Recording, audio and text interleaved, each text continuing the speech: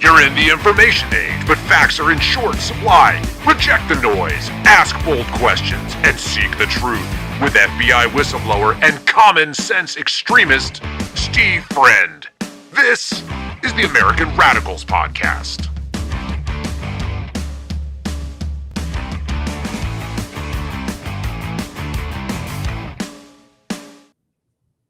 It is the American Radicals Podcast, Monday, August 17th, 2026. And we got a lot to get to today. Today, we're going to talk about some U.S. aircraft carrier drama going on in the Persian Gulf and all across the world. Also, the president wants to redesign those aircrafts because he wants to make them look cooler.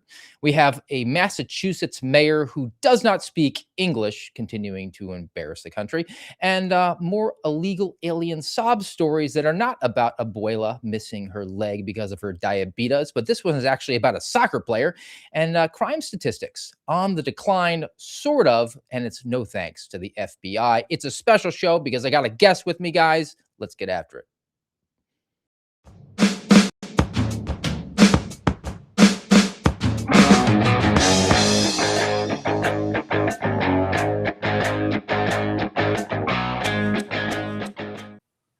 There he is. What's going on, man? How you doing, my friend? Oh, I'm waking up. I'm just excited to hang out with you because you have an awesome show, and I want my audience to know that. So, you guys, you should listen. You should follow the American Radicals Podcast because Steve Friend is awesome. There. Okay, now is the check in the mail yet?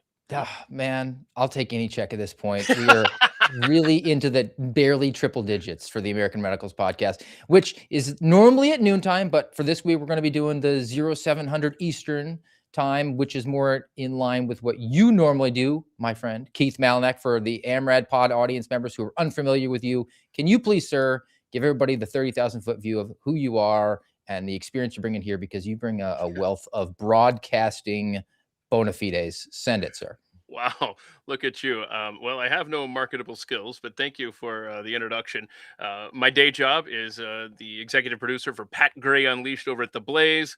And I thought, you know what? This week, I'm going to hang out with Steve and be a guest on his show since we're not doing the live thing over there. And so my hobby cast is At the Mic, atmshow.com, where every day of the week is a different type of show. It's impossible to try to explain here and not bore you to tears. Too late. But anyway, we try to have some fun over there on Fridays, especially. All the stuff I do is available on my X channel there. Right there. See that? At Keith Malinak. And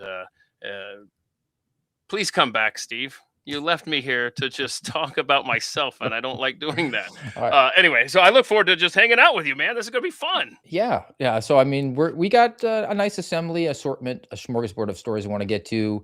I kind of prepare a day in advance. I know because I do like news of the day sort of things. I thought it was interesting to see your creative process and mine, and the Venn diagram was overlapping because the weekend is kind of weird. I know because there's always like a Friday news dump and then there's a lull in it.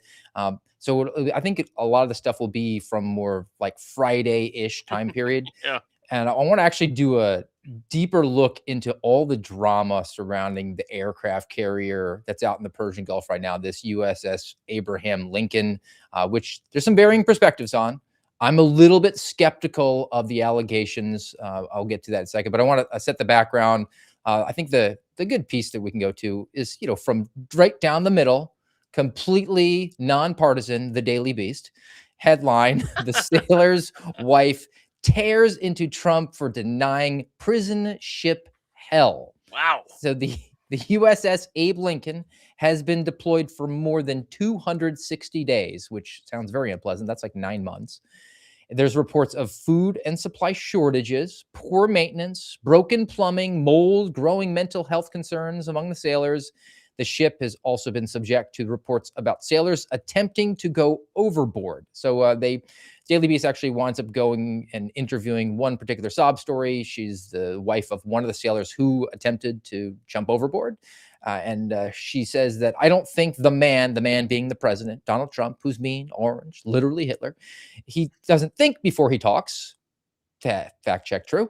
Hashtag quote, have some sympathy, some empathy, take some accountability for what's going on with your military, your ship, your war. It's infuriating. Now, from her perspective, let's just give her maximum grace and latitude. Her husband tries to jump off the ship, and he says it's because he doesn't have deodorant or toothpaste and the food sucks. I mean, she has some righteous indignation there, but then there's been kind of a pushback on the other side because the president's saying, fake news, fake news. I actually have the quote, which is, not necessarily reflective of how Donald Trump likes to communicate normally, which is he likes to expand and talk and filibuster. But he was asked last week whether family members worried about the conditions were they warranted, and he goes, no, they're not. Next question. So yeah, I saw that. Boy, this is a tough one. I mean, you don't want our service members struggling out there. It's already an impossible job. So, but you also don't want to discount the families either, because you almost feel like that's the unvarnished truth coming. But again, you never know who's got an agenda behind whatever they're saying, regardless of where they're coming from. But boy, it does not sound good. I'll say that, especially on the heels of the USS Gerald Ford a few months ago. Mm-hmm. And we got a piece there. I want to let's give a couple of varying perspectives. I mean, you and I, neither one of us have ever been in the armed services. Certainly not a C. I'm actually have to ping George Hill on this one. Definitely. Marine, Navy. He knows a lot about the sort of ecosystem these guys are floating in. I'm skeptical. My reason for that is just I was under the impression that we at least had the logistical capability as a nation to bring deodorant and toothpaste. If we can't do that, right, we shouldn't be starting a foreign entanglement kinetic operation. Definitely not a war. How dare you call me a stewardess? I'm a flight progress coordinator in Persia. But look, let's take some reference from those who might know better than us. Let's first, I think this one's probably going to be on the side of, this is a ship from hell. And this is a sailor, right? It's pretty low. And not just in the division, like in the ship entirely, we were running pretty low on rations. I mean, at some points of the day, it would just be about noodles and tuna mixed in together, and that was it. Sometimes that's all you were eating? Sometimes you get a corn dog, sometimes you get a hot dog. The New York Times reports an attack. I would say. All right, noodles and tuna. How's that on the food pyramid? Noodles and tuna, yeah. I tell you, have you read comments underneath these clips like that? I mean, everyone's all over the map on this. I don't know what the standard meal plan is when you're aboard a Navy ship to begin with, but it should be the greatest food ever crafted in a kitchen should be served to our troops. So I don't know, man. It doesn't sound like a pleasant getaway. 260 plus days now, is that right? 260. So I mean, roughly 9 months without. Port call. I don't know the frequency they're supposed to have it. I imagine it's a record. Be, I read that it was a record, right? It's a recent history record. Okay. I think if you go back to like World War II. They were probably fighting back against the forces of fascism, and they said like, "Suck it up, Buttercup." We're gonna be here a while. Yeah, but I think there's a port call aspect to it. You at least got to put your feet on terra firma every now and then. You can't just be walking around. And these aircraft carriers, I mean, I've been on a cruiser before. I've never been on an aircraft carrier, but for perspective, guys who I know who have done it and talked about it, it's a floating city. I mean. You can go get a haircut on an aircraft carrier. They have a barber shop, right? I mean, I think that it's not like the 3-hour tour on the SS Minnow. I mean, you're said those are some really, really unruly seas if you're getting some sense of like, oh, we're bobbing and weaving through the waves here. So I not to discount that. I think if anything, it's going to be the shift times. Now, when I was in high school, I was in a naval junior ROTC program, and we had this really cool colonel who was connected. No, he was a major. He was connected to multiple arms of the military branches. He was in the Marine Corps. He called up the Navy, and they got about half dozen of us, and they put us on a naval cruiser for a week to just sail down from Virginia to Georgia. So it was really cool. We got to sort of shadow officer corps. So I got an officer view. I didn't get the rank and file. I got a little bit of view of it. Those guys were in triple decker bunks, and you don't get weekends off. I mean, you're just rolling, and their 8-hour shifts were 8 on, 8 off. So in any given 24-hour period, you might have 16 hours you're actually working. So, and that 8 hours off between the 8-hour shifts that you were on, that's when you were getting your meal in. That's when you were getting your physical fitness or your haircut or your sleep.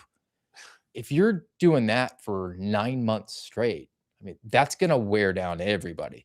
Yeah. God bless them. I don't know how they do it for one day, much less these long tours. But to your point, if we can't deliver deodorant to our men and women at sea, we have no business doing anything anywhere in the world, quite frankly.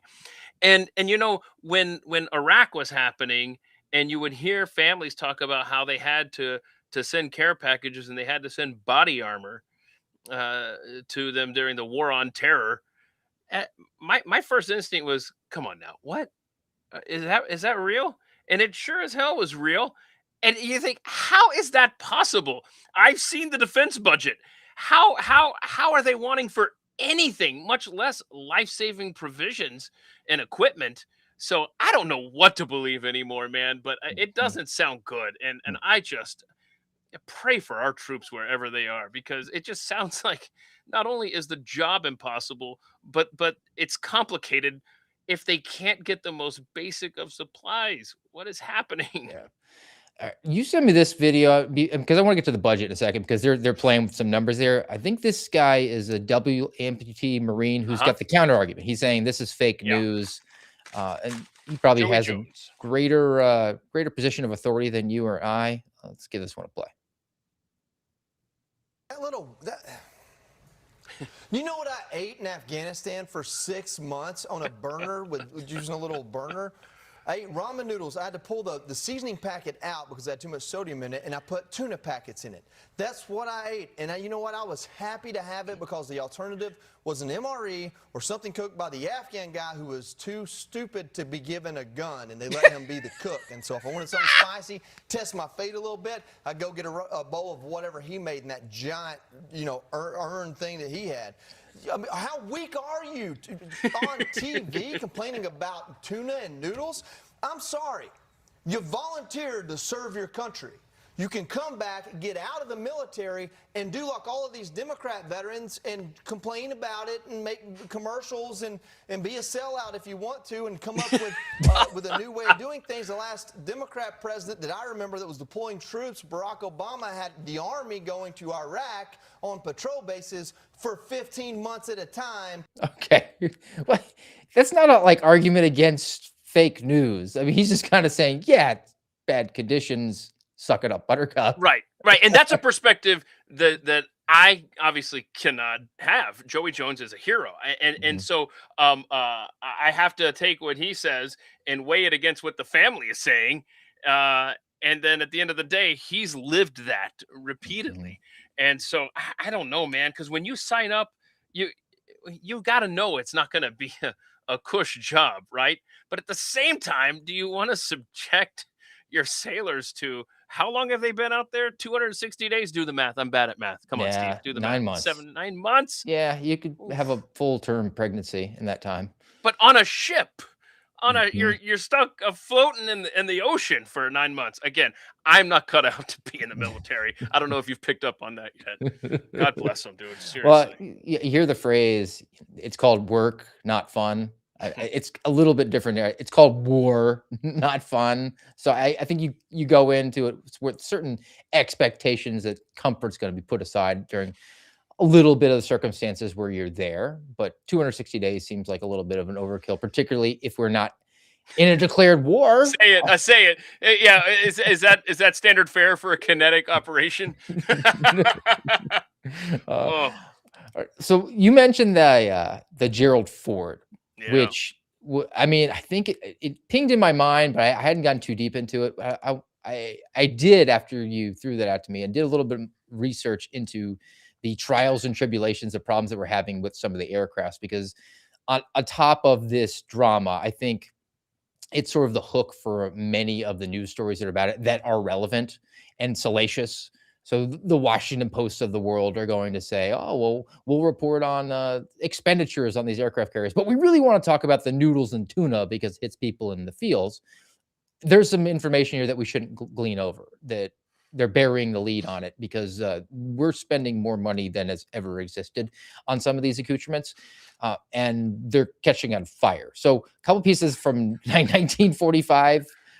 First one was about the Gerald Ford headline. USS Gerald R. Ford's laundry fire was so bad the Navy had to strip 1,000 mattresses from America's next aircraft carrier to replace them. All right. The fire, first when I saw it, I was like, wait, the mattresses caught on fire? I thought they're supposed to be fireproof. No, it was just a fire occurred, and it wound up sort of spoiling these mattresses, and they had to be replaced. They didn't want to have the smoke damage. So for reference, and again, not an expert on the different classes of ships that are out there within our Navy, but they have the label, the latest and greatest, which is multi-decades old at this point, is the Ford class. That's the high speed, low drag, new aircraft carrier model called the Ford class. So justifiably so, the first Ford class model will be the Gerald Ford, right? They're a nuclear powered super carrier, as opposed to the Nimitz class. Nimitz, well, from Admiral Nimitz, World War II, that was the previous iteration. So we had the iOS 1, and now you have the iOS 2, which is the Ford class. So this piece here, which was from this fire, this happened back in March. So like it was early on. Yeah. March 18th, the quote that came from the Department of War, not the Department of Defense. Get it right, man. Quote, carrier USS Gerald R. Ford is preparing to leave the Red Sea to undergo repairs at the U.S. Navy base in Crete after a fire last week required several hours of damage control efforts. Due to the fire, several berthing spaces and subsequently more than 100 racks were lost. All right. I don't know how many beds are on a rack. I know they go triple decker, which is not fun. But that's not good, especially if it's one of your new latest and greatest models. So, and what caused the fire, you got to kind of dig into it. But the Gerald Ford has had problems before. I don't expect perfection. I know, we had that boat that had electrical problems that collided with the Baltimore Bridge. Like, things happen, right? But this is the newest model. We're not supposed to be having old problems in new sorts of ships. So here's one from the same news source, 1945. Headline, $400,000 to fix a toilet. USS Navy's Ford class aircraft carrier is a problem. Now, the hook was the toilet. That's not the only problem, Keith. So the Gerald Ford supercarrier has 23 new technologies, latest and greatest, but they're not technically challenging, at least in theory. The heads, that's a Navy term for toilets, because they had invented their own language like every other government operation. The toilets and their underlying sewage system clogged, and ship workers had to use an expensive acid wash to the tune of $400,000 every single time that there was a toilet that was clogged. Not like you plunged it. Every time that they needed a plunger, it costs the American people who have their money stolen, I mean taxed, $400,000 to run a plunger. Okay. Stop. Hang on a second. I'm as you're talking, I'm looking up, because they were investigating this back in March to figure out how this even happened. All of this madness on the Ford. I'll let you know when my assistant gets back to me on that, because there was so much that was speculated there. Like, was this intentional sabotage, or what is happening on the Ford? We need to get this thing under control. And so there were some quarters that, hang on, my assistant has gotten back to me here. It remains ongoing. So here we are, the March 2026 fire. and all the toilet fun. That's a good band name right there, Toilet Fun. I'm just looking here. Navy's initial public statements describe the fire as contained. Let's say, yeah, blah, blah, blah. Cause and then the related issues are still under investigation. But yeah, like on board these super ships, we don't have a fire suppression system. I mean, what is happening there? I mean, just it's you do not want our military service members completely miserable. You need them in fighting shape, and so you need them well fed, and you need them aboard not decaying, rotting ships out on the ocean. But at the same time, you go back to the Joey Jones clip, and you're like, okay, but you did sign up to be in the military. Again, I don't know, and I don't know. This applies to every news story, Steve. I don't know what to believe anymore, man. Mm-mm. I don't know, but this is disconcerting. I'll tell you that. Can we all agree on this? We may not be able to agree that these conditions are deplorable or they're fine. This is what you signed up for. But can we all agree that the budgetary process here and how much it costs to unclog a toilet that goes back to the golden toilets budgeted 20, 30 years ago. I mean, what are we doing, man? This is help. I want to touch on that the budget on these things in a second, because the numbers don't number. I mean, the math doesn't math on it when you actually read what it gets reported in this 1945, and then there's an accompanying piece I got from Washington Post on it. But said that the hook for the salacious news title is the toilets, because you can't help but laugh. I mean, it's 400 grand. It's what the average American family earns in 5 years to plunge a toilet that your government spends. When you think about it, it gets a little bit offensive. The ship also has these elevators. They're advanced weapons elevators, and it's military, right? I work on the AEWs. It's like you're an elevator operator, okay? All right. They had like 11 of these advanced weapon elevators. I don't know, maybe they're moving munitions. You probably need like a service elevator. I get it. They had 11 of them supposed to be on the boat, on the Gerald Ford, but only 2 of them worked. The other 9 were just not operational. They were supposed to use electromagnetic propulsion, like fancy, like Jetsons level stuff. And they're going to increase the capability, 25, 30%. And I get it, like new technology, you want to be a fighting force. We can move 30% faster. So that means we can send more warheads on foreheads. All right, roger that. Let's do it. But if only 2 out of 11 work, Man, and they're 30% more efficient on those 2, I think this is net negative, right? So the final cost, because it took the United States government 17 years to build the USS Gerald Ford. It's the only commissioned aircraft carrier that is in the Ford class at this point. They're working on the second one, which is the John F. Kennedy, right? We're going to have like 4 more presidents between now and when the John F. Kennedy, they'll probably give the next one of those guys' names. All right. The price tag for the Ford, now, first time through, we're going to have some learning scars and, hiccups along the way, but you would think that you would develop best practices. So subsequent ships as they're built will be less expensive. The stupid tax you have to pay for the first time through to build the USS Gerald Ford was $13.3 billion. but you have to pay extra if you want a toilet that flushes, bro. Yeah, I mean that's an add-on that comes out of petty cash. So the John F. Kennedy is coming next, and they're excited to report that it is only going to cost $11 billion to build that one. Now, if they build it, hopefully the design will comport with what the President of the United States apparently is expressing, because he likes things that are shiny and have his name on them and apparently look like they're from 1945, because according to the Washington Post, Donald Trump wants a different way to have your aircraft carrier. Headline here from an exclusive at WAPO: Navy weighs major warship redesign to match Trump's preferences.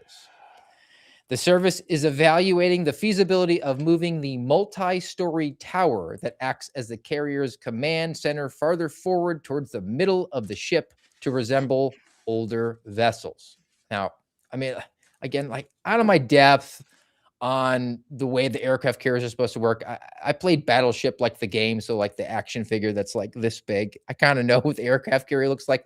Yeah, it's got that tower in the middle. That's where Yeah. the captain, he's probably steering it. That's from my perspective, right? Yeah. The new design has moved that tower towards the rear of the ship. All right. Towards the stern, right? That's my naval term. Yeah, the bow and the stern. Yeah, towards the stern, towards the back. I always get those mixed up, so I'm just gonna trust whatever you say, man. Yes. All right. It says, and there's an actual reason for that. It allows the airplanes to take off and a lower probability that they're going to incur turbulence. Yeah, that makes sense. Yeah. Okay. Yeah. All right. I knew there was a reason. Yeah, I mean, it's not just, oh, well, we need to, we're coming up on football season and we need to have people buy new jerseys. So let's come up with a new color scheme, right? Like It's not what the commander in chief wants, man. Put No. it in the back. So, Washington Post goes into it, says relocating the island to the back. It creates more parking spaces actually for aircrafts and lower sense. chance of having turbulence. So there's a reason for it. But Donald Trump doesn't like the way that it looks. So there's been some pressure now that we might need to put the gigantic multi-story tower, redesign the aircraft carrier so they could be in the middle, because he saw, I don't know, Midway and wants it to look like that. Right? So he has the review was actually, this is not the first review that's happened. During the first Trump term of Donald Trump, between January 2017 and January 2021, I don't know specifics of it, there was a study that about moving this island to the middle of the boat. He wanted it then, he still wants it now, right? And they determined, hey, it's going to cost billions of dollars in redesign, so we're just not going to do it. And then he was out of office, so they didn't follow through. But they're re-examining it again. So moving that command center, which is also known as the island, would be the second major design change prompted by the president, who on Thursday issued a national security memorandum directing the Navy to develop a plan to revert to older steam-powered catapults on future carriers. The new systems were supposed to be, I guess, nuclear-powered. Now, this, I'm going to give the president credit on this one. We're laughing at him because he doesn't like the look of it. In that prior piece that I had about the $400,000 toilets, it was all about how things weren't working as they were anticipated. They had these new technologies and the toilets didn't work and the elevators didn't work. The catapults to send the aircrafts into the air were not working. The brand new catapults that were nuclear powered. So the president's probably saying, I know these nuclear powered propulsion systems to get the planes in the air, they're supposed to be better and faster and more efficient, but they don't work. So guys, we need to put the planes in the air, and we know that the steam powered ones work. So just use those, because we are, after all, involved in a kinetic operation and our planes are going to have to fly. So I'm not going to ding the president on that one. He's just going to go with, how do we get aircrafts off of the aircraft carrier into theater? Right. That's not a criticism. But it shouldn't have taken him saying that to get there. Anyway, like, how into the nitty gritty do you have to be as the president of the United States where you're like, wait, I got how many people in the military? And you're like, yeah, well, I mean, we have this really cool thing here, and I got a nice military industrial contract with Boeing or Lockheed for a nuclear powered catapult. It doesn't work, but I want to land on the board of directors, so we're still going to use it.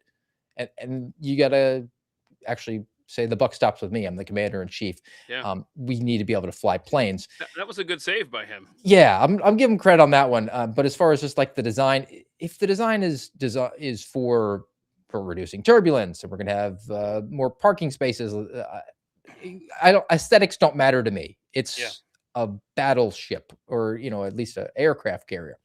The expense. This is what I want to touch on. All right. Do you remember the two price tags I told you about, Keith? What did the Ford cost to build? 13 billion. 13 billion over 17 years. The anticipation is for the JFK to cost 11. We're going down. Billion. Right. Yeah. Quote from the Washington Post, which is not this one, it's this one. Quote, plans call for building up 10 Ford-class carriers over the next 40 years, 4 decades, at a projected future cost of $22 billion each. So, hang on. We got to, oh man.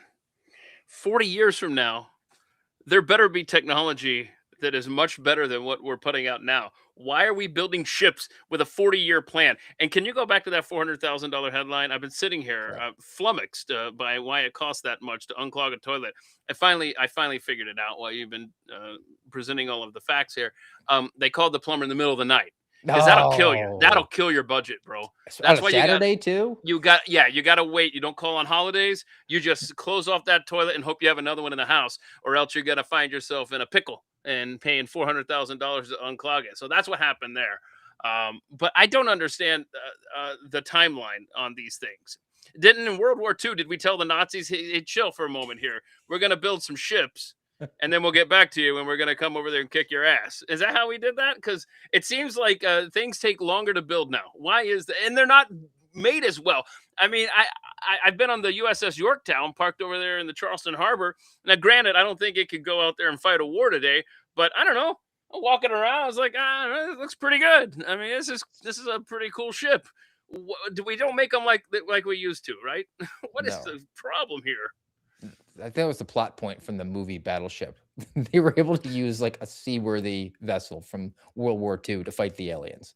I mean, fiction, but it still floats, right? Right. And I was looking up here. What happened to the good old days when toilet seats cost $640 in 1985? Boy, you don't get those days back. And that was a big scandal. Maybe it's inflation. Maybe $22 billion to build a ship that you thought was going to cost $11 billion, and you don't lose your job. Honestly, I guess if you're an elected official, you probably don't lose your job. I mean, for perspective, you're dealing with a World War II era vessel, 1945, and that would jump you ahead into the Reagan administration to when you had it seaworthy. But when we were dealing with war games stuff. So you're just extrapolating here. Yeah. I'm not. Oh, God protect our military. But boy, if someone, are we gonna tell China just y'all hold off for a moment, because we got to get the union contracts in line first. We've been encouraged to be optimistic more. A lot of people that are in the hardcore mega MAGA Doppler excited about the president camp are saying, look, we got to be more positive, right? I've compared that to sort of the NASA scientists who are tasked with returning the shuttle back into our atmosphere. I mean, it's really complicated because if you come in at the wrong angle, you're too steep, you might burn up. If it's too shallow, then you might bounce off the atmosphere and then go into space, and that's not going to be good. You have to really nail it, and you have to nail it at a point where you don't collide with a mountain. You have to come out over the water. I mean, they're really smart. They're rocket scientists. And they're trying to bring this reentry in. I think they just missed it. And they put us not into like the 1980s, which is what MAGA is supposed to be all about. Or, we stole the Reagan tagline. America's great, right? Morning in America, MAGA. They landed us like in 1979 with Jimmy Carter telling you to just turn the thermostat down and wear a sweater, and then giving a speech where he said, we just have a crisis of confidence. You just need to be more positive about things. So maybe the positive perspective we could have on it is we're always hearing that China has like a 50-year plan, a 100-year plan. We now have a 40-year plan, Keith. Look at you. We're going to put an aircraft carrier out there in 4 decades. You got us there. All right. My goodness. Yeah. What were the biggest threats 40 years ago? 1980. I mean, Soviet Russia. I mean, but Rocky Balboa handled that. I mean, yeah, that's true. If I can change, you can change, everybody can change, and then the wall came down. That's how history works. All right. I don't know, man. I'll try to stay positive, but stories like this, I just want our troops protected, and it doesn't seem like they're getting the best provided for them, and that hurts my heart. All right. Let's like professional broadcasters. Let's pivot now because not getting the best. Do you think the people of Massachusetts are getting the best when it comes to elected office, chief executives within their townships who don't speak English? Hi, guys. Do you have any comment to the city? Hi, guys. Hi, guys. Hi, guys. How are you, No Mr. comment. Mayor? Excuse me. I'm What's fine. Your, what's Yeah, your, excuse me, guys. what's your I mean, I don't comment, want sir? to. Just relax. Thank you. No God one's bless gonna do you. anything. God bless you. Just relax. You don't God have to, bless you don't you. have to hostile. We're not. We're just. God bless you. Sure. Do you think they? You want to say anything? Doesn't speak English. Nothing. No comment. Are you going to He's Are you innocent? resign, sir? No comment. Do you need Thank to you. resign? No, he's done God a great bless job you. in Lawrence. Thank you, What are guys. you? God bless you. What are you blessing us for? God bless you. You get your Give me a second. Give me a second. We Step step down, Mayor. Look, that guy was not really appreciative. He was getting blessed, and he's Right. taking it, right? Yeah, I'm coming up with his next campaign slogan and everything. Hi, guy. God bless you. 2028. I mean, that's all he knows, right? Mm-hmm. Well, That's no, that's all that guy knows. Hi, guy. God bless you. But elect me mayor, and it worked. this It worked. Yeah, it sure did. Well, because I look back at this story. I talked about it in January of this year. This guy, this is a story actually from December. Headline was Massachusetts mayor cannot speak English. This is from a town called Lawrence, Massachusetts. His name is Brian DePena. He appeared in court in December 2025, where he was required a translator to participate in a proceeding at a Peace Officer Standards and Training post-commission proceeding on Friday. So Peace Officer Standing and Training, that's the acronym they use. That's always the certifying board for law enforcement officers. So when I went to a police academy in Georgia, I was post-certified.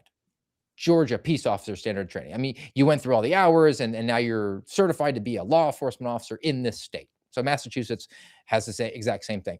The mayor in this case had to go and testify on behalf of a political ally, as he's characterized, who is the Lawrence police chief. So mayor, police chief, Lawrence, Massachusetts. They get along. They're tight. They're buddies.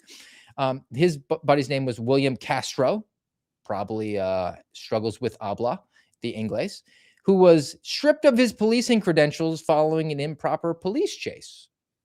And I think I had another video of him trying to speak. Yeah, Oh, here it is. some more hi, guy.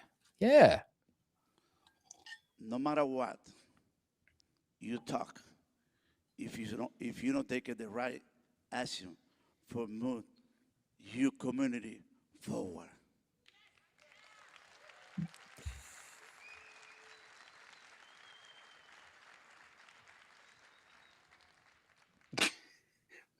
Whatever he said, he's proud of it.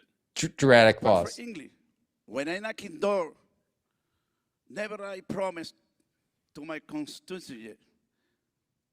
I speak perfect English, No, please but stop it. I make one promise. Oh, I move education forward. Move forward. Move forward. no. I make one promise. I move education forward. Could you start by, I don't know, compiling a complete sentence in English? Can we do that? Steve, we're not a serious country. Oh, I'm sorry. We're supposed to be positive, right? Si se puede. I don't. Sweet Lord, help us. What, I don't even know what to say to that. I mean, shame on the people for electing someone. Well, of course, maybe the people in Lawrence, Massachusetts can't speak English either, so it doesn't matter to them.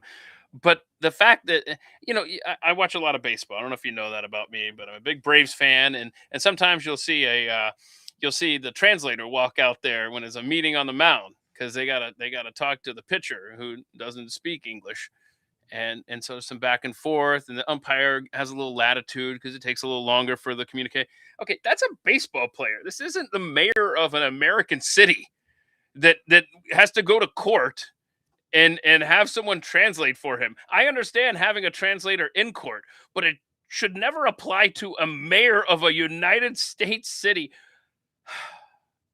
Stay positive, Keith. Still have an hour and 20 minutes. Help us. Okay. Or do we only have to stay positive when it's a story around Trump? I'm lost here. Is it any story that applies to Any story that applies to illegal alien deportations, it tends to get me a little bit amped up. But I mean, maybe not positive, maybe just laughing all the way. No, I want to, before I get into some like heavier sob stories to counter the narrative. I do want to play the video that you sent me about the clown car. So let's key up some deportations. We have a mayor. I presume that he has some sort of legal status. Yeah, it sounds like it. We It sounds can like ask Dominican Mark- Republic, right? Oh, Yeah. Mark Wayne Mullen. We You're can going to ask bring Mark him Wayne in here? Mullen, the Yeah. man who doesn't know how to pronounce the word irrelevant or political, and that it's called scapegoat, not a scapegoat. We could ask him. He's probably in line with one of those 900,000 people who we made citizens this year, and that more than overcame the 500,000 max that will wind up deporting from the country. Or one of the people that's here that he's saying Jerry Maguire style, help me, help you. And even though your temporary protected status is no longer a thing and you have to go back to Haiti, while you're still here, why don't you apply for something else? And then we'll still see if we can work it through, especially if you do farm work. And then we can get you like a 3-year Ollie Ollie oxen free. But now I'm getting negative. Let's watch a really cool police chase first. Okay. All right. Sounds good. They kicked an anthill. Where are they running? Hang on a second. I want you to. Can you play that again without the audio? Yeah, I'm gonna. I mean, it's my goal to get you demonetized as you'll soon. Success. It's already there. Yeah. All right. There we go. Okay. So, all right. Let me know when you got it queued up, ready to go without audio. All right. We're queued up. Let's Okay. do this. And here's the music should have been playing. Go ahead.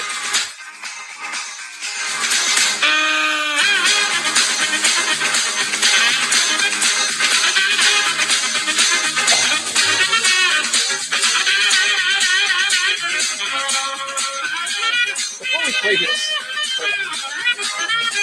everybody's okay, right? Everybody's great. Everybody's fine. Everybody's fine, Keith.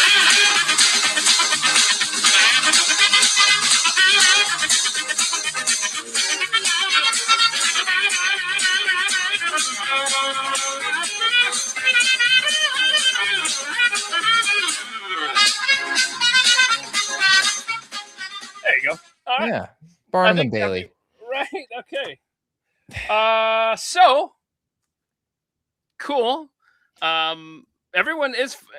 Do we know? I really think everybody's okay with that. So this was shared on Twitter. Okay. The count is 28 people fled out of the van. They were fleeing from law enforcement. For those who happen to be listening, they rolled at pretty high velocity into a 4-way stop. It wasn't a light. It was an actual stop sign, and just went and blasted into a vehicle that was traveling across. You don't know what the injuries could be from that other vehicle. That van overturns and looks like a whole bunch of people flee out of it. Were there injuries to those people there? I'm not really so worried about that as much as I am maybe the other vehicle that wound up being victimized by it. That's always the downstream consequences of like of a law enforcement pursuit. Now, Keith, in police work, if you're involved in a pursuit, there's a term, totality of the circumstances. And due regard. You have to use your best judgment. You have to factor in the traffic conditions, the time of day. If it's 4:30 in the afternoon, schools are getting out, people are leaving work, tends to be a lot of traffic on the road. If somebody rolls a stop sign and you turn on the blues to pull them over and they don't stop and they start to take off from you, you're going to have to weigh that. Now, you could maybe extrapolate, there's probably something wrong here. Maybe they have a suspended license. Maybe there's an active warrant for them. But all you know for a fact at that point is that they have California rolled a stop sign. Do you engage in a high-speed pursuit at 4:30 in the afternoon in heavy traffic conditions or bad weather? Whereas if it's 2:30 in the morning and you have somebody who's gotten into a shooting with police officers and has hopped in their vehicle, you're probably going to ride it till the wheels come off, right? Totality of the circumstances. There's danger here. I brought that knowledge base when I was an FBI agent. Now, we were at a training exercise, I was on the SWAT team, and we get notified, hey, there is an escaped prisoner who's on the lam right now, and locals need assistance. Go with what you got, right? So like a bunch of retards, We caravan over there, all in our separate vehicles. And I'm the new guy, right? I'm the boot. I'm the FNG who's driving the SWAT van, which if you maxed it out, pedal to the metal downhill, it could maybe touch 70 miles an hour, right? Not really the get up and go type of vehicle that you need in a pursuit. So I'm pretty much in the back of the line. But I'm listening to the conversation on the radio and I'm hearing them. And this is right around 5 o'clock in the evening. The exurban area of Des Moines, fairly populated. And they're pursuing this escaped prisoner. And I hear them and he's going this way, we're going that way. And I'm just in my mind, get him another day, boys. Get him another day. Don't do it. Don't do it. And the signal that I had as a police officer was a 5, was for a traffic accident. It's 5. It's a 5. And I was driving with another agent and I said, they're going to 5 out. They're going to 5 out. And he had no idea what I was talking about, but I was mostly just talking to myself. And then sure enough, he's wrecked. He has flipped this vehicle over another vehicle. It's utter catastrophe. What winds up happening is, like all bad guys, he's completely fine. When I arrived at the scene, he was standing up and talking with handcuffs on what was going on, right? The vehicle he collided with, the woman wound up losing both her legs. Oh. Now, he was an escaped prisoner. All right, totality of the circumstances, time of day. What are the circumstances here? The escaped prisoner was in a local county jail that had poor and lax security, and he was in there for a shoplifting violation. But now he was an escaped prisoner that necessitated a full FBI SWAT team pursuing him. The lawsuit went really well for the woman who lost both her legs, but she did, after all, lose both of her legs. This is always the consequences. I want to know what happened to those people that were collided into. Yeah. Look, I'm not going to fault the law enforcement officers for trying to pursue these guys. Again, totality of circumstances. But how about, what's the recourse for those people if they're injured? Are they going to sue the illegal aliens who can't habla and don't have any resources to make them whole?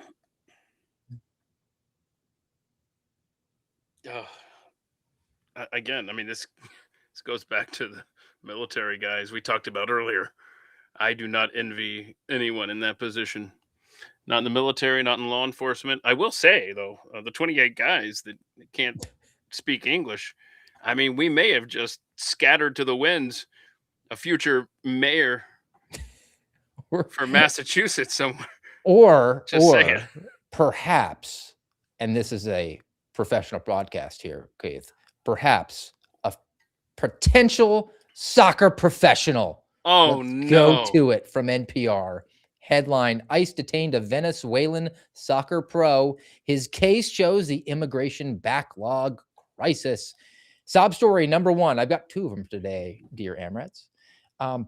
This guy's name is Homero Calderon. He's a professional soccer player who has played in Venezuela and Portugal, Cyprus, and Italy. Father of 2 U.S. citizens, ages 1 and 3, because he was in America when his mistress punched out 2 kids. And thanks to the Supreme Court screwing the country, they get to be American citizens and collect all those good and sweet benefits. Now, Mr. Calderon was driving in my state, the land of milk and honey, where woke and winter go to die, that is Florida. He was driving and he was pulled over for speeding by Marion County, which is on the Gulf side, Gulf of America side. And he was arrested because he didn't have a Florida driver's license. He didn't actually have a license. His family has insisted that he had some sort of like international driver's license. Is that a thing? I don't know. But he was eventually transferred to ICE custody. Now, pause. At no point in this thus far has NPR said why he would go to ICE's custody, right? Thank you. How many times have you been pulled over for speeding? I know it's quite a bit, Keith. Holy crap. How much time? When's this podcast go till? I mean, a lot. Have you ever found yourself in a lockup because of ICE was necessitated for this at all? No. Why do you think ICE might be necessary for Mr. Calderon?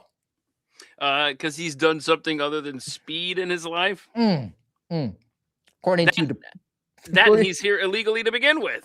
That's where we're going to have to get into, because NPR says he's not here illegally, but kind of here illegally, and he hasn't committed any crimes other than the crimes he's committed. So Department of Homeland Security said that Calderon had, quote, permission to stay until September 5th, 2025, but that he overstayed his welcome in violation of our nation's laws, unquote.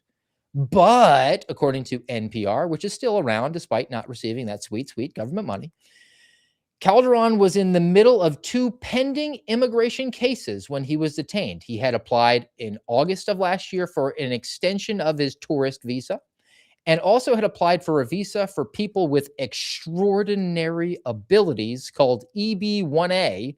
It allows people with like athletics and scientific, arts, education, business to stay in the U.S. with a green card. Pause it there. Couple things. You know, you can apply for a tourist visa from another country. So when your visa expired, you should probably have left America and gone home and then reapplied for your tourist visa or your extraordinary ability visa. And secondly, why do we have an extraordinary ability visa at all? I love these definitions, these different categories. You know, just you're either allowed here or you're not. Stop with all these different designations. I can't take it. And I mean, I understand. We were talking about World War II before, right? You had the Manhattan Project, right? We had to bring in kind of a bunch of Nazis to figure out how to split the atom so we could develop the A-bomb. And then we let them stay here and work in our government, but continue. Yeah, I mean, no, who cares about the communist infiltration of a federal government? Whatever. But I think we've got some athletes here. And I know that the United States soccer team turned in a less than amazing effort once it got to the tournament level of the World Cup. But soccer sucks, and I don't care. And we certainly don't have a need for Venezuelan soccer players that won't even play on the American team.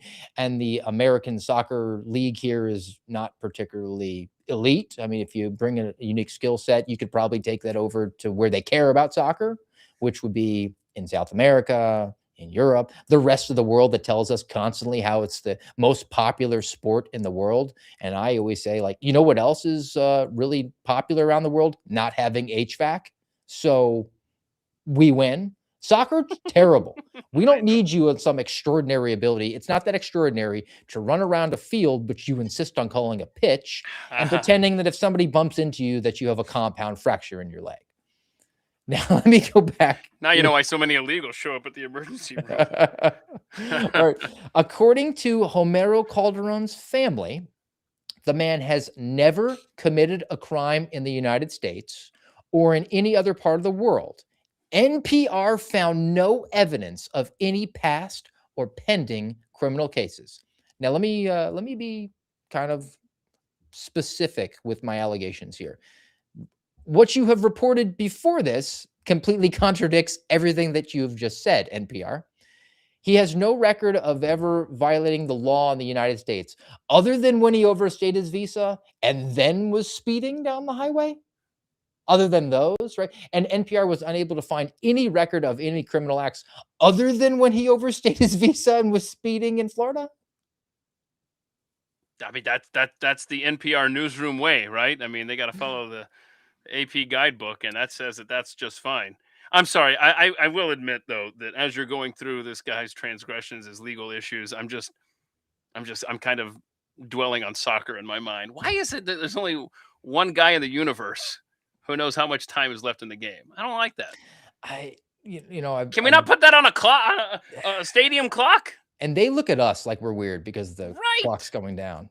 Yeah, I don't get it. I'll never understand the appeal of soccer. I understand why, for the rest of the world, which is not nearly as wealthy as the United States is, why soccer could be appealing, because it doesn't require that much equipment. You just need a flat piece of earth and a ball, and a bunch of kids can run around and kick it. Like, I get that. All right, we're running around. But as far as being a sport that's worth watching and devoting At least in America, pretending to devote our attention to every 4 years for 2 weeks. Now hold on a second. Hold on a second. You and I both hate is the word soccer. Um, at least remember when we went to Afghanistan back in 2001. I remember there was a story that came out not too long after that invasion of a game that they play where they ride around on horses or something, and then it's like they play polo but with a goat's head or something. You remember that? No, but Like I don't want to see that, but I feel like that's more entertaining than soccer. Yeah, it's called like goat's head ball or something. You don't remember that? I think just about everything is more entertaining than soccer. In fact, over the weekend when my boys were playing Pop Warner football, we were sitting around waiting between the games because I have one little guy, he plays like 4 hours before the other one. I mean, it's a wonderful way to spend a Saturday of just waiting for hours for your kids in the Been there. sun. And we're watching the 11 and under Pop Warner football. And I said to my son, this is by orders of magnitude more entertaining than FIFA World Cup soccer. That's how much better football is. Actual football. Okay. Not even close. At a level where they don't pass the ball and rarely actually don't fumble or commit penalties, it's still infinitely more entertaining than soccer. Hold up. At what age do the little guys get to start throwing the ball around? Oh, I mean, I'm being a little bit hyperbolic. We're in Oh, Florida. okay. We're in Florida. They're airing it out of a shotgun when they're 9 and under. They're born tossing the ball down the field. My son's a quarterback. He was running a spread option offense when he was 7. All right. Nebraska needs him. I don't need any more information. Send him to Nebraska. And actually, can we take a detour on the FIFA World Cup security thing? I throw this at you. I don't know if you tracked it. I know I talked about it a little bit on the American Radicals podcast. Reminder, guys, if you haven't already, please do give this program, the AMRAD pod, and over at the mic, the follows, the subscribes. You can do it on Twitter. You can do it on Rumble, YouTube, everything. I appreciate that as always, and the Spotify channel for both as well. That is per capita the best. So for the American Radicals podcast, at AMRADPod, and for at the mic, at the mic. Mike, not M-I-K-E like a dude, mic like a microphone, right? You got it. You All got it. The security protocols that went on in the United States, we've hear all the time, continually. I mean, just wait 5 minutes and the director of the FBI will tell you about how much security they were doing at the FIFA World Cup in the United States. And he's continued to talk about how over like a 38-day span that they did security on 79 Super Bowls, because there were 79 games in the United States over this roughly 5-week period. It's like 6 million total people. And he loves numbers. He can't wait to tell you. 6 million people attend the games, which, I don't know, what's that, like 40,000 a game? That sounds like an average Saturday of college football season in October, which is policed entirely by sheriff's deputies, state troopers, without any sort of assistance. That's not an impressive number. I think the total attendance in October for college football is something like 16 to 18 million people. Wow. So we're talking 2.5, 3 times more people attending a far better sport versus what we saw with soccer. And the lack of being able to connect the dots on the numbers and how that's really not that impressive. And just throw it out there. I don't know if you were aware of it. And then the other thing I want to actually, you talked about goat heads in Afghanistan. I want to pivot over. When goat heads in Afghanistan triggers something, you know this is going to be good. I mean, this is the other sob story that I wanted to talk about. Because this touches on our service members. This touches on our obligations and in Afghanistan, particularly with the withdrawal. So NPR has another one about a sob story. Headline here: they fought for the U.S. in Afghanistan. Now they worry about losing their green cards. So 5 years after the United States withdrawal from Afghanistan, hundreds of people who came on special immigration visas, SIVs, that's what we all became familiar with from Jen Psaki, right? And now have green cards, they've received notices from the federal government warning them that the basis for their visas has been revoked or denied.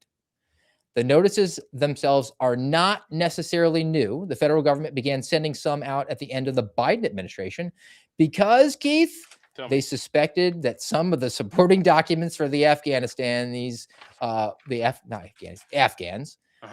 they were not collected through the correct process, and there was fraud involved. What wound up happening was, in order to get a special immigration visa, you needed to have somebody formally vouch for you, write this letter. And all of these fake companies popped up and were bribing officials to write letters for people who they didn't know, saying, yeah, they did all this stuff. America should allow them in, should give them this special immigration visa. It was a cottage industry that was created that the Biden administration was even hip to. Now, the Trump administration comes in, they have a mandate from the American people that got them elected in 2024, saying we're going to do mass deportations. We're going to have extra scrutiny of all these different things. People that claim to have extraordinary abilities because they can kick a soccer ball, or people that say they helped our service members over 2 decades of forever war in Afghanistan, and actually they weren't even in country. We're going to have some extra scrutiny. And if they violated the protocols and they manipulated it and they bribed people, they got to go. So I think we were all kind of aware that was going to happen, but NPR is really concerned because the Trump administration part 2 has ramped up the frequency that they're sending out these notifications to these Afghans saying, hey, we're going to revoke this special immigration visa. We're going to stop the process, push pause. We're going to do a little bit of vetting and investigating here. And it's going on at a pretty high level. So that's really a surprise, or it's a concern, at least for NPR. The letters appear to be sent at a higher frequency and volume. Under this Trump administration, the letters and revocations came at a time when Afghan nationals feel particularly left out of the legal immigration system. They deserve special treatment, Keith, because they happen to come from Afghanistan. Your thoughts? That's what we call an NMP. Not my problem. Hang on a second. Has he explored this in particular guy? The possibility there might be some jobs available over there in that the goat head ball league, because I mean that's definitely worth pursuing. I said before Trump took office, I guess it was between the election and the inauguration, the second go around, I said that good luck on deporting millions upon millions of people who are here illegally for whatever reason, because they're not going to allow it. And of course we saw this, they being the radical left, and we've seen this play out in city street after city street when ICE tries to go in and do anything. But I find that particular line from the story that you read, that the letters and revocations come at a time when Afghan nationals feel particularly left out of legal. Let's see, here we go. The letters appear to be sent at a higher frequency and volume than what advocates expected. Why are they expecting anything? I don't understand. Does that, and maybe I'm just so black-pilled, but does this mean that someone in the administration has assured them, yo, we're not gonna deport this group over here. No, your clients are okay. They're fine. Don't worry about anything. And all of a sudden they start hearing from their clients, and they go, now wait a minute. I'm getting these letters at a higher frequency and volume than what we expected. Why are they expecting any kind of pace at all? Get the hell out if you're here illegally. I don't care what the reason is. I think that the expectation is that the way politics traditionally works in our country, regardless of who gets elected, people get elected on the promise of doing things, not actually doing them. That's the way it works. Yep. Absolutely right. We're just going to keep the pace.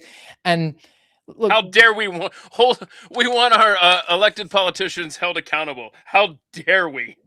And just to show you that there's truth to that, there's closing remarks from both of the prior pieces, the one on the illegal alien soccer player and the one on these Afghans who committed fraud in order to gain access to our country, to the tune of hundreds of thousands of them, by the way, that were strategically placed in areas that may impact voting, just so you know. They dropped a bunch of these folks in Florida.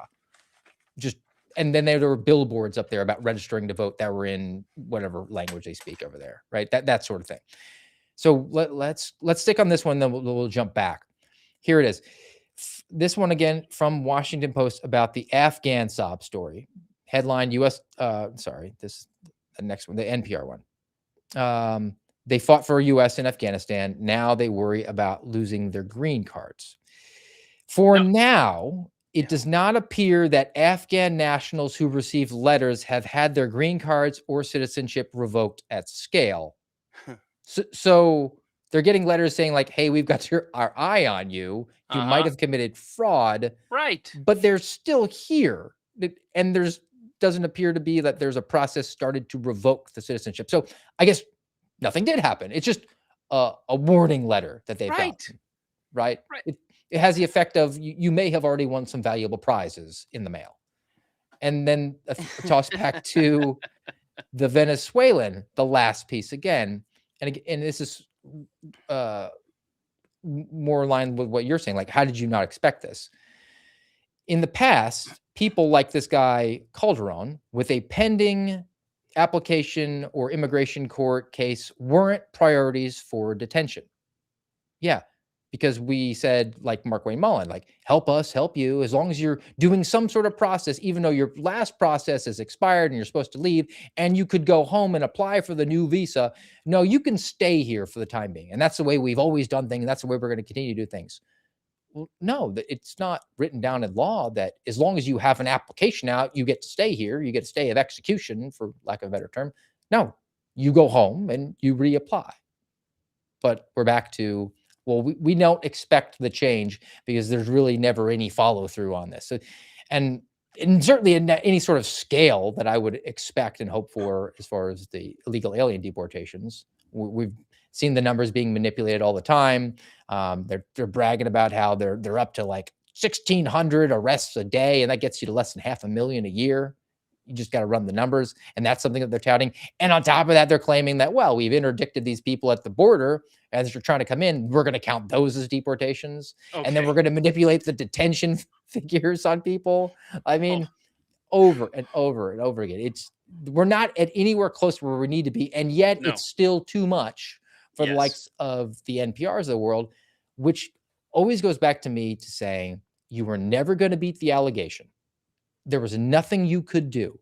You could grant amnesty to every soccer player in Afghan in the country right now, and you would still be mean, orange, and literally Hitler. They don't approve of you. They're never going to like you. Just do the thing that the people who did like you wanted you to do. Bro, there's so much here, and I'm going to forget half of what I want to say here. First, I want to point out JC in the comments saying, so it's like getting an explanation of benefits from your insurance, not the bill. That is perfect. What a perfect analogy there. Okay, I will say that if you helped the United States over in Afghanistan, I hope that you are rewarded for your service to whatever degree, if that's U.S. citizenship or what have you, if you genuinely help. But that's not the issue here. The issue is the fraud that was involved in making these people legal. And if that was, because you remember when they were evacuating Afghanistan with the Biden chaos withdrawal, and they were just shoving people on planes, just shoving people literally hanging from the plane and falling to the earth. They were not vetted.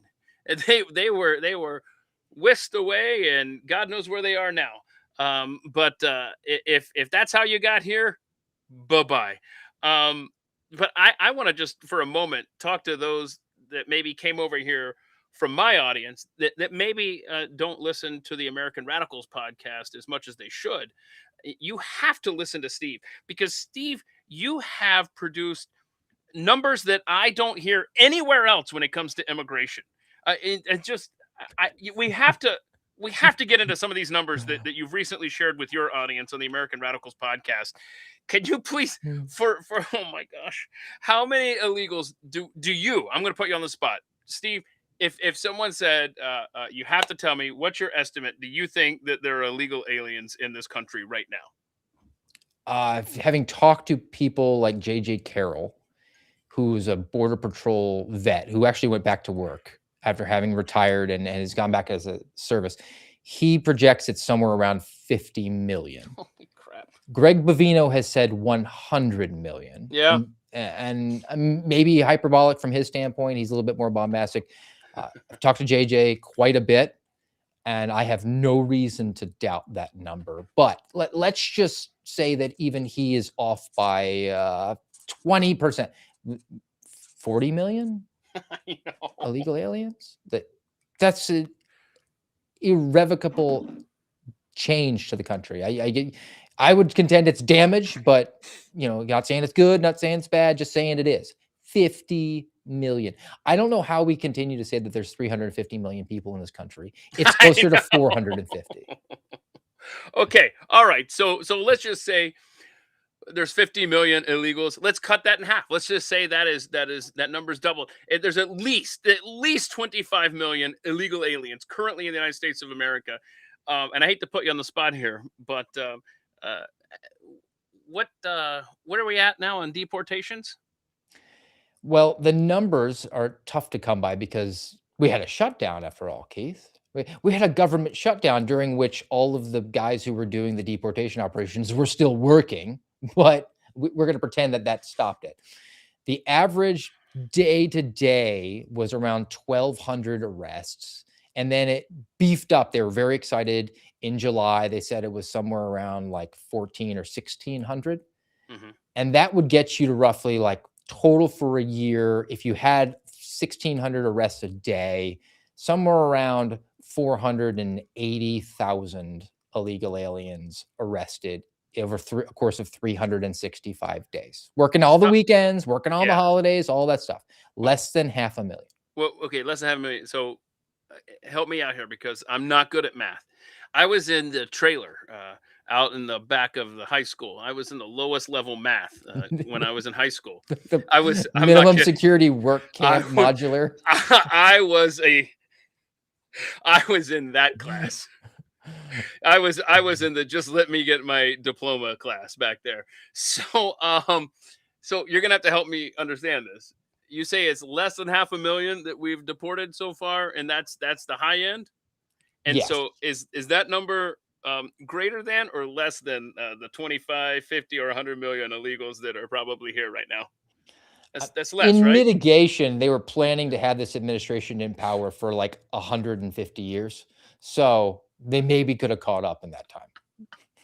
Well, I'm sure we'll get there. I'm sure we'll get there. Now, one of the things that you didn't mention there that I learned on the American Radicals podcast is that there's an Obama. See, because people have been recently saying, "My goodness, Obama, he deported the hell out of illegals. My gosh, look at this!" And I learned something from your show, and it's that they were counting. And how dare the Obama administration do this? They were counting those that stepped foot into this country illegally, and they turn them right back around. And I see the Biden administration would let the aliens step into the country illegally and then give them a map to the interior of the country. But the Obama administration, boy, they took immigration seriously, and they said, no, you get the hell out of here. And by the way, then they went over to their little notebook and they went, tick, deportation. I learned that from your show. That counted as deportation. How dare Obama do that? Thankfully, the Trump administration is not doing it that way, right? No, they didn't just run the exact same playbook, which it was, as far as I can tell, historically, the Clinton administration did that. Wow. And the Obama administration, in the re-elect effort, I guess, they had locked up the hard left enough that they felt like, well, we need to get the squishy Dems that wanted to be a little bit more hardline on illegal alien deportations back into our camp. So they started to say, if somebody is stopped at the border on attempt to enter the United States and we turn their butt around, that counts as a deportation. Okay, because see, I'm a simpleton. Like when I hear the word deportation, I'm thinking someone at the interior of the country. Yes. And that's obviously, that definition, that needs to be updated by me.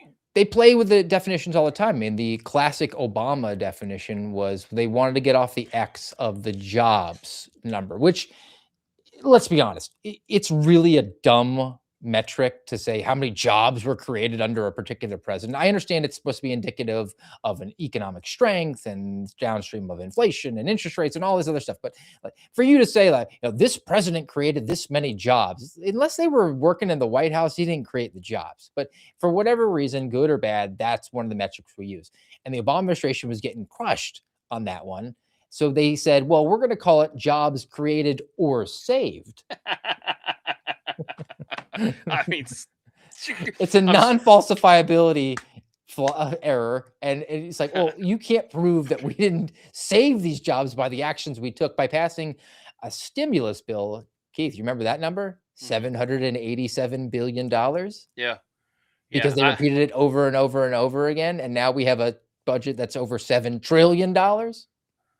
I'm still pissed that Obama signed that on a plane with an electronic signature, and now I mean, we had the auto pen presidency, and now we sign documents online all the time. But I remember, I'm so old school. I remember being pissed about that, and I should probably let that go. How much do you think they pay for the auto pen? Oh, like government contract. We want the auto pen. Oh, I don't know. I'll have to deep dive. I remember it's something like $50,000 for a robot arm. But hold on, that they could use on Adobe. Right, but you could get how many of them toilet seats I was talking about earlier for the same price? I'd rather. So in other words, for the price of unclogging a toilet on a Navy ship, you could get, check my math, 8 auto pen signatures. 8 auto pens. I mean, you could put one in every time zone and have a backup. Great. That's great. So there's something else I learned on the American Radicals podcast recently. We are accepting legal new Americans in recent months. That's kind of fun. Mm-hmm. So what did you say the deportation number was for the last 12 months? So roughly, let's be generous and say it's 500,000, because they're going to get a bunch of the Haitians. They're going to take credit for those TPS people going home. So let's say it's about 500,000, which was what Eric Prince, the Blackwater war profiteer, who was a bad guy, he said that he would get 500,000 a month for $2 billion. Right. Why didn't we let them? No, we could have spent $25 billion on Eric Prince to get 12 million illegal aliens out of the country in 2 years. But instead, we spent $85 billion on ICE to get 500,000 of them in 1 year. Stay positive. Come on now. Stay positive. Yeah. What are you doing over there? So here's my question for you. So we get 500,000 out of the country over the last 12 months. How many are we naturalizing over that time period? I learned a fun fact on American Radicals podcast. Well, that was Mark Wayne Mullen's address to the National Governors Association 2 weeks ago. He said that they're about to hit 900,000 new American citizens this year, for the year. Now, again, my math not good. We've talked about how I was in the trailer, I mean, and I was with some rough kids out there, all ages. And there was barely any learning going on out there. So my apologies if I get this wrong. It seems like if you're naturalizing 900,000 new Americans in a 12-month period, while you're deporting 500,000 illegals, it seems like you're still going to end up with more people at the end of the day. And do I have that right? Yes, but we'll have way more people to milk the cows, and pick the crops. That's, I guess, the argument that the Secretary of Homeland Security is making. Is that MAGA now? That's a MAGA stance, right? Yes. Because somebody gave me crap on X. It's like, oh, you're not MAGA and all this stuff and blah, blah, blah. And I started because I was eating my cereal before I jumped on here. And I almost started to list all of the things and ask some questions of if this was MAGA and this was MAGA. And I thought, you know what? I'm going to go get seconds on cereal and not type a response after all. But is that where we're at now? Is it a MAGA stance to be for crop picking illegals? I'm asking. I don't know. I can't tell anymore what's MAGA and what's not. Somebody help me update this for me. MAGA has always been firing an arrow and then drawing the target around it afterwards. Well said. What cereal are you? Are you a No. Raisin Bran guy? What? No. Sugar No. cereal? No. I'm plain boring. It's the it's not Equate, but it's the Walmart brand of Rice Krispies. Like I'm too cheap for even the actual Snap, Crackle, and Pop guys. It's called Crisp Rice, is the name of the cereal, and it's a Way to blue. avoid that gluten. Good for you. That's healthy. Well, I used to be a Basic 4 guy, but then I started tasting the chemicals and stuff, and it kind of bugged me.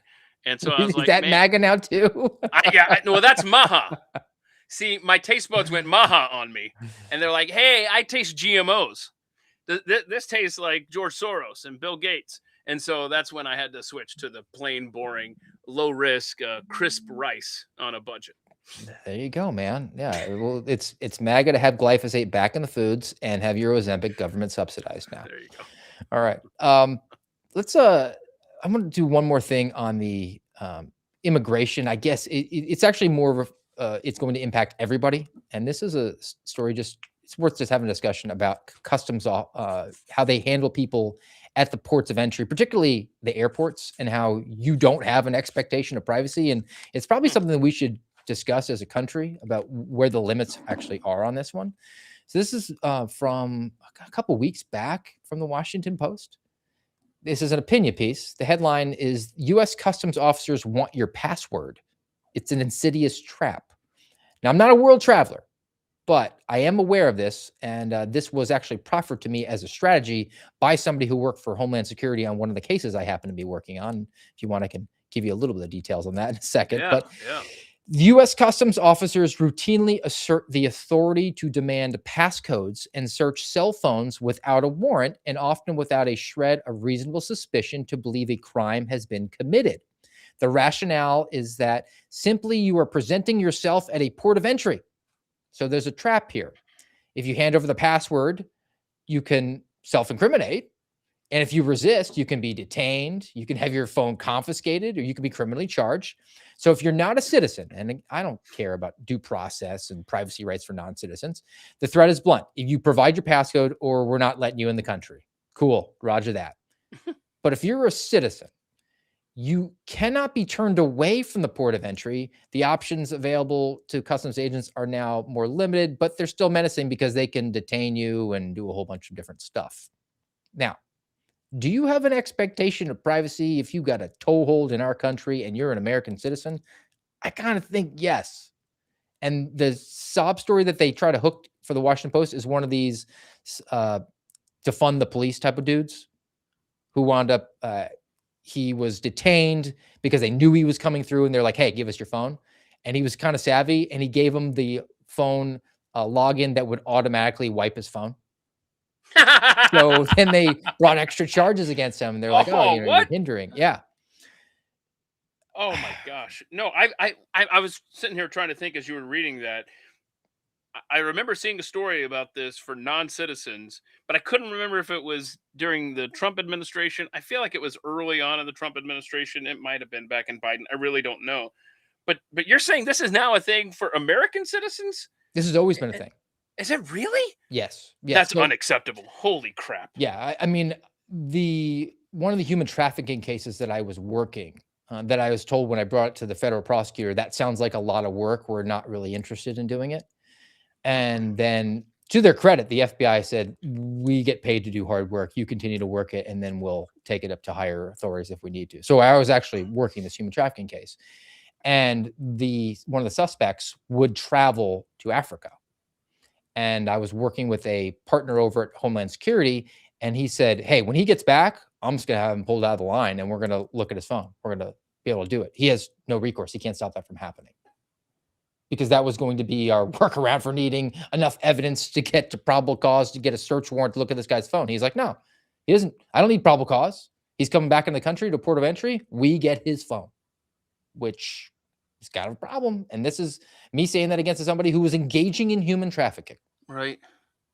There are no exceptions, because I'm reading this thing. I don't know if see if this rings a bell with anybody here. It says The right of the people to be secure in their persons, houses, papers, and effects against unreasonable searches and seizures shall not be violated, and no warrant shall issue, but upon probable cause, supported by oath of affirmation, and particularly describing the place to be searched and the persons or things to be seized. I don't know. Does that ring a bell? Does that apply anymore? Honestly, what the hell? No, Yeah. you don't get in my phone for jack crap. Stop it.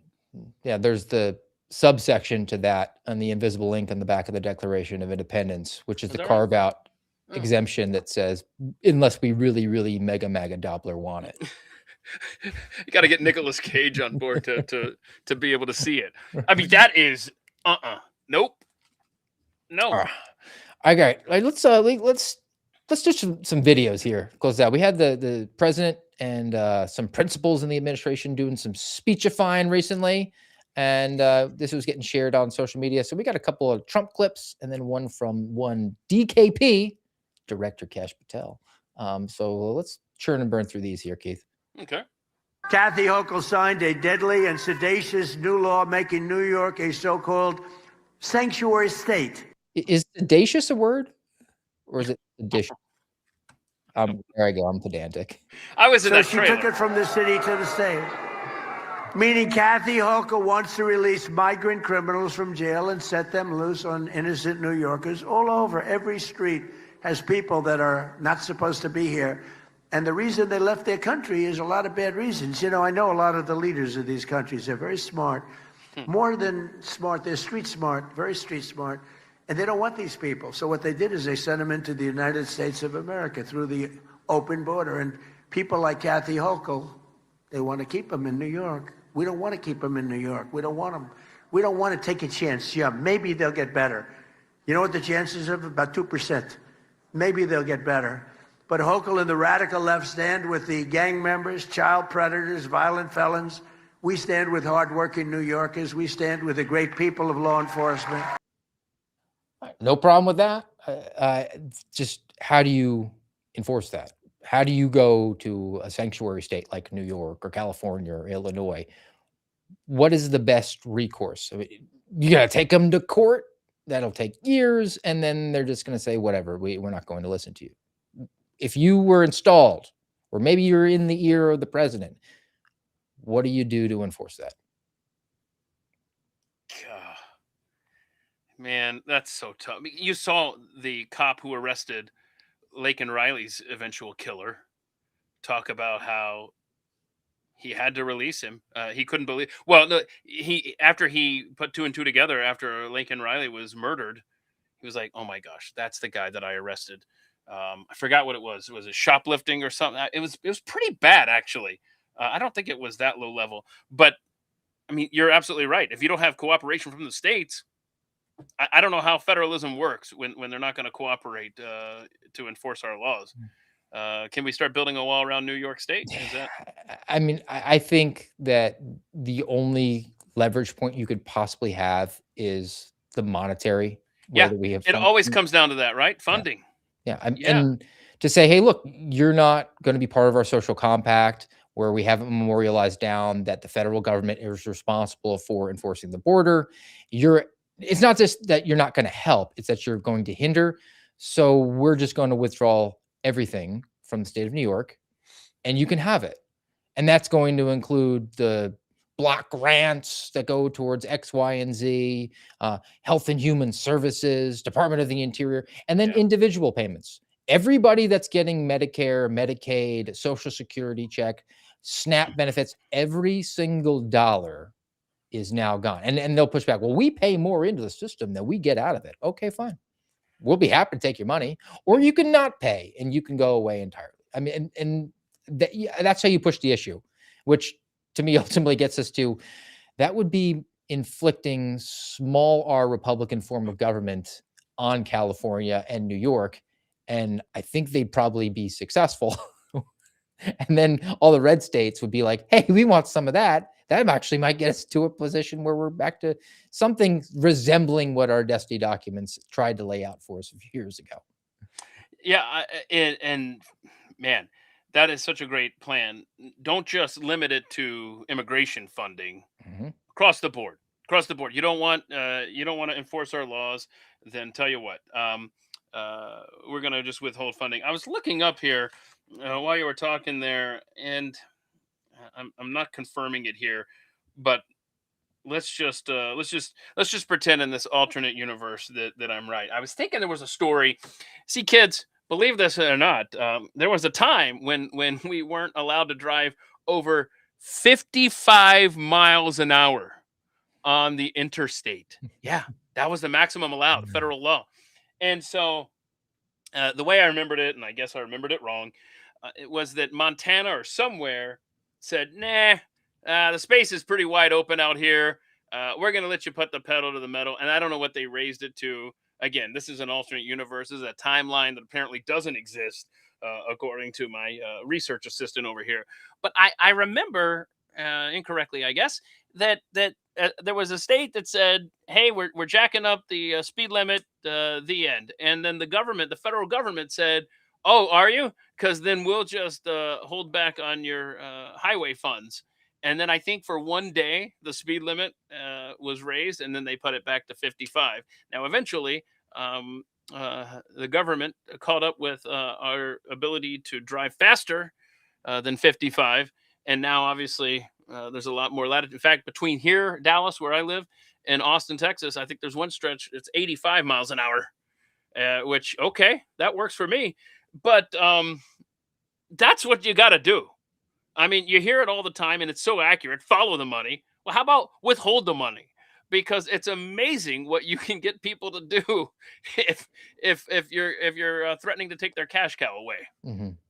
Yeah. I think that's what you do. Absolutely, I think you're absolutely right on that, man. What do you face an allegation of the president doesn't like our state because he's mean orange and literally Hitler? I mean, so the same. It's the status quo. Nothing really changes. Yeah. And then you put the onus on the executives there who are completely beholden to getting those federal dollars, even if they say, "Oh, we pay more into it." Yeah, but as the governor of the state of New York, in order to balance your budget, they have to factor in the federal funding that comes back to them. They're going to be in a really, really hard way without it. And last I heard, that's a state, New York, that is already struggling uh, with their budgetary process and funding. Mhm. All right. I'm gonna go back to the president. Let's talk about some crime stats. Crime stats, which I've got a little bit of experience with. With your help, last year we achieved the largest drop in murder rate ever recorded, the lowest level in 125 years. That's since the year 1900. That was before my father was born. He would not have liked me saying that because he always liked to say he's quite young. But he wouldn't have liked that. Think of it, 125 years ago, we broke the record. It's amazing. It's amazing. So I just want to thank all of the people in this room. And today I'm thrilled to announce that the FBI has just released a new uniform crime report showing that in 2025, we achieved the single largest reduction in violent crime in American history.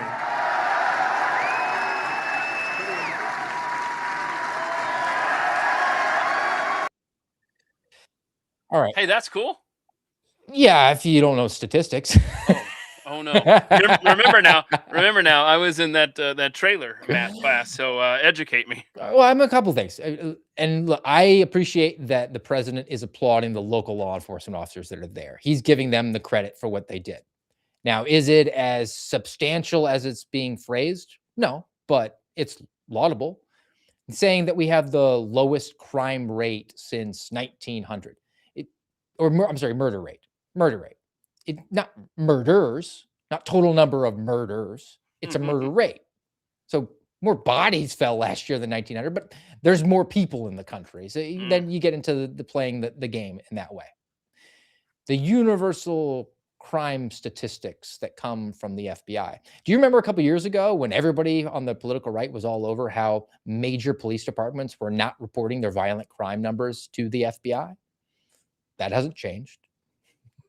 So we're not getting an accurate picture of anything. We might be better. We might be, but the FBI is just inventing the numbers. They're prognosticating. They're projecting. Well, New York didn't give us the numbers, so we think it's probably this. So we're not again getting it, and then that lends itself to a completely different narrative that comes from one DKP, Have you tracked on this DKP thing that Kash Patel does, by the way, Keith? Oh no. Oh no. Because he's Timu now? Trump, right? He has to try to make himself look as much like Donald Trump in his mind as possible. And Donald Trump, when he signs off on many of his social media posts, he puts DJT, Donald J. Trump. Well, Kash Patel puts DKP, Director Kash Patel, so that he can kind of take that out. It's, I guess, an upgrade from his medium password strength, which was Cash, with spelled K, lowercase a, $, lowercase h, number 9. That's how he was signing signature. That's his, I think probably his password. That's why the Iranians hacked his stuff. Then he gets to take credit for violent crime reduction. So this is the director of the FBI. President Trump, thank you for backing law enforcement. Thank you for funding law enforcement. Thank you for loving law enforcement. Thank you for relentlessly pursuing the mission of justice with the warriors of justice across this country. The men and women of law enforcement love you, and that is why we are seeing these historic results around the country, to include a 20% drop in the national homicide rate, to include a 20% reduction in drug overdose deaths, to include violent offenders seized from around the world. This FBI has led the charge to arrest 8 of the top 10 most wanted fugitives on planet Earth in the last 16 months under President Trump. So the most wanted fugitives, that's a marketing scheme. The FBI has always used it as a media ploy to get attention.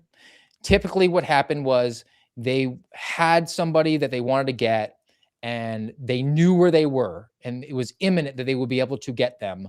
They would then elevate them to the top 10 list so that they could have a headline that says FBI apprehends somebody on the top 10 list. That's always gone on. Kash Patel has abused that to a point where it is ridiculous.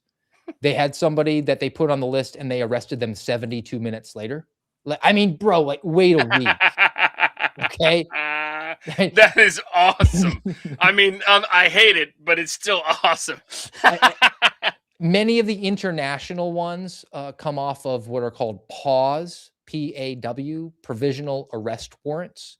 And that will be somebody who is wanted by the FBI and is in custody overseas because they've been arrested by a foreign government for maybe something else entirely. Maybe they've been arrested on the American charges. But because of the diplomacy matters, it could take 12, 18, 24 months to secure that person back in the United States. So we've had this guy, he's in Colombia, and they grabbed him for us. But, you know, the ambassadors and the people over at the Department of State, they got to do their thing, justify their jobs. And they've been going back and forth. And it's now been 14 months. And all right, fine. We're finally going to get him delivered. He's going to get delivered next week. Put him on the top 10 list. He's going to get delivered to us. He's been in pocket this entire time. Not to say that he crime he didn't commit and he wasn't wanted the entire time. He's not been on the list the whole time. And then you just flow him on in and you get the headline. So we've gotten 8 of the top 10. I mean, come on, man. Come on. You are making me angry. So, but he also talks about how the FBI has been leading the charge on reductions in violent crime when it comes to homicides and robberies and sexual assaults. The FBI does not investigate any of those, with very, very limited exceptions. You investigate as an FBI agent homicides and sexual assaults on Indian reservations and cruise ships, and maybe a military installation if the respective military police are not handling that, because it's called a special jurisdiction where there's not really a local component. Because otherwise, if somebody gets murdered in Dallas, Dallas PD takes it. Maybe the Texas Rangers have to take it. There's not a federal crime for murder, with the exception of special jurisdictions, like if assassination attempt or on an Indian reservation. So they're not involved in it at all.